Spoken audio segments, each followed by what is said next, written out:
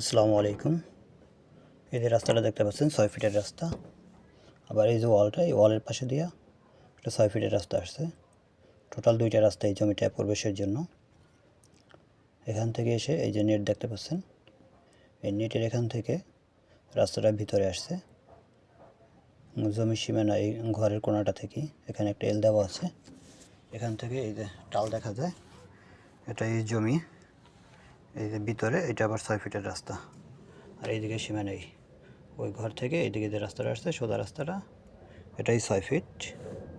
আবার এই ঘরের এখান থেকে এসে আবার এই ভিতরে প্রবেশ করছে। দুই পাশে টোটাল 4টা প্লট আছে।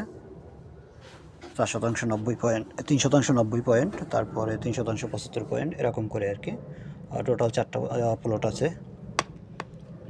জমির অবস্থান সাভার থানা, বনগাঁও ইউনিয়ন, বনগ্রাম নিকটাইলে।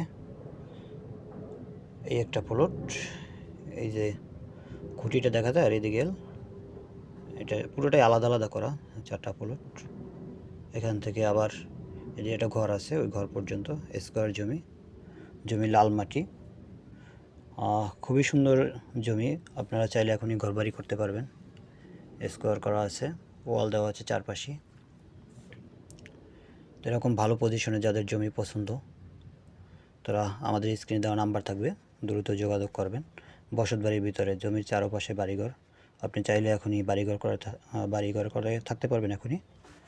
কারেন্ট আছে সাথেই, এই যে পাশে বিল্ডিং, চারপাশেই বাড়িঘর। এইদিকে বাড়ি, তারপরে এই পিছনেও বাড়ি আছে অনেকগুলো। আপনি চাইলে এখনই বাড়িঘর করে থাকতে পারবেন। জমির অবস্থান সাভার থানা, বনগাঁও ইউনিয়ন, বনগ্রামে।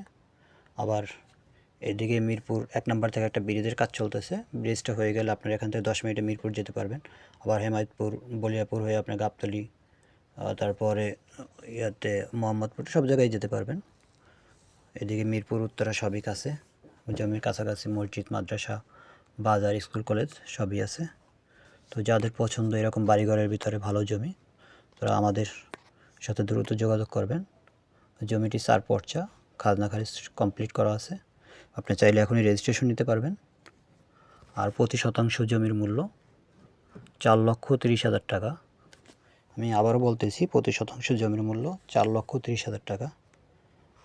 সুতরাং যাদের এই বাজেটের ভিতরে এবং অল্প জমি যারা চাচ্ছেন, যারা 4%, 3% জমি খুঁজতেছেন, 3.5%, তাদের জন্য আজকের এই ভিডিওটি। আপনারা দ্রুত আমাদের সাথে যোগাযোগ করবেন। তো সবাইকে আসসালামু আলাইকুম, ভালো থাকবেন সবাই।